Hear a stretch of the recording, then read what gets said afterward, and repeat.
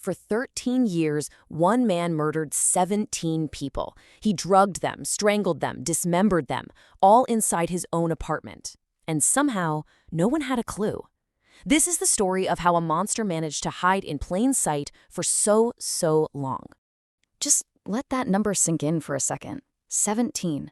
That's not just a statistic. That's 17 individual people, 17 lives, just erased, one by one, while the world was completely oblivious. The scale of it is staggering, and it's really the central question here. When he was finally caught, he didn't try to deny it. There was no grand defense. There was just this chillingly honest admission from Jeffrey Dahmer himself. He knew the depth of his own horror. The question is, why didn't anyone else? On July 22, 1991, the police finally step inside his apartment, and what they found was a complete house of horrors. I mean, things you just can't unsee.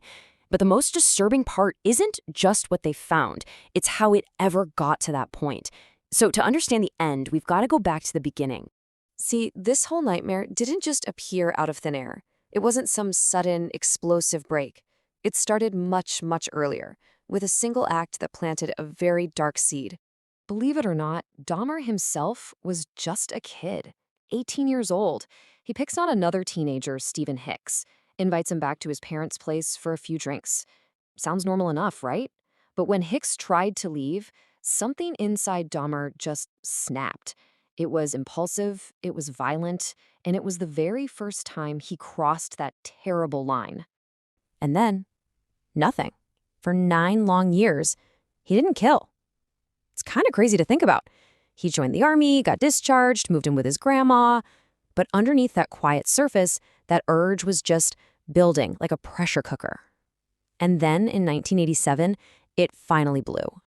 And when he started up again, it was a whole different ballgame. This was no longer an impulse. Oh no. He'd spent those 9 years thinking about it, refining the fantasy. Now, he had a cold, calculated system. The real turning point was getting his own place, apartment 213. That was it. Suddenly, he had isolation, he had freedom. That apartment became his personal lab, the very heart of his crimes, where he could perfect his horrifying methods without anyone looking over his shoulder. And his method was just chillingly effective. He'd find his targets in places like bars or bus stops, young men, often alone, maybe a little vulnerable. He'd offer them some money, lure them back to his apartment, and then a drugged drink. Once they were unconscious, unable to fight back, he'd strangle them. He just ran this horrible playbook over and over and over again. But here's where it gets even darker.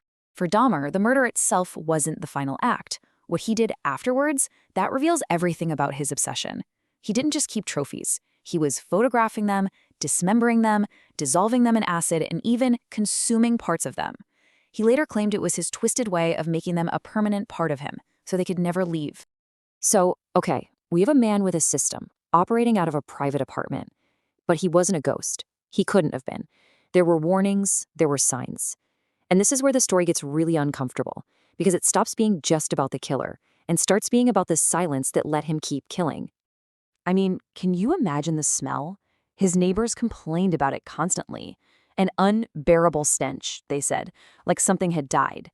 But whenever they confronted him, he just had a simple, plausible excuse.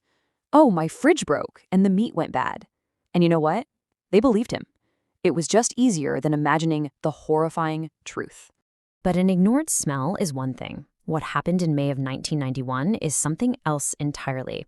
This was the single biggest missed opportunity. 3 women find a boy, just a kid, 14 years old, wandering outside. He's naked, he's bleeding, and he's completely incoherent. They do exactly the right thing. They call the police immediately. So when the officers show up, Dahmer just calmly walks outside to meet them. He's cool, he's collected, and he tells them the boy is actually his 19-year-old boyfriend. They'd just had a fight, he'd had too much to drink. He was so believable. So put yourself in their shoes. You have a naked, bleeding, incoherent kid and a calm, polite adult telling you a simple story. The officers made a decision. They believed the adult. They actually helped Dahmer take the boy back inside his apartment. And then they just left. They walked away. The consequence of that decision was immediate and absolute. Within an hour of the police leaving, Konarak Synthesome Phone was murdered. The chance to stop everything, to save him and all the future victims, it was lost, right there in that moment. 4. That's how many more people Jeffrey Dahmer murdered in just the 2 months after police literally handed that 14-year-old boy back to him. The system didn't just fail, it completely collapsed, and 4 more men paid for it with their lives. So in the end, it wasn't a brilliant investigation or a suspicious neighbor that finally stopped him.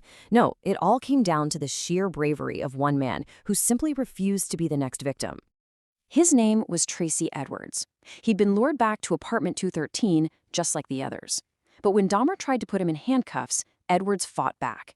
He fought for his life, and he actually got away, bolting into the street with a handcuff still dangling from his wrist. He flagged down a police car and led them right back to Dahmer's front door. And even then, Dahmer tried to talk his way out of it. But this time, it was different. An officer started looking around the apartment. On a bedside table, he saw a Polaroid photo. It wasn't of a person. It was a picture of a dismembered human body. In that single instant, all the lies fell apart, and the full, unimaginable horror of apartment 213 was finally revealed. And that really brings us back to the heart of this whole thing. This wasn't just about one man's unimaginable evil. It was about a collective failure. Neighbors, coworkers, even the police, they were all given little pieces of the truth. But time and time again, they chose to believe the polite man with this simple excuse. 17 people were devoured by a silence built on not wanting to get involved, on politeness, and on the simple, terrifying unwillingness to believe that the monster you read about in fairy tales could ever be living right next door. And that leaves us with a haunting question. What other horrors are we ignoring right now, simply because the truth is too inconvenient to see? True Files Archive.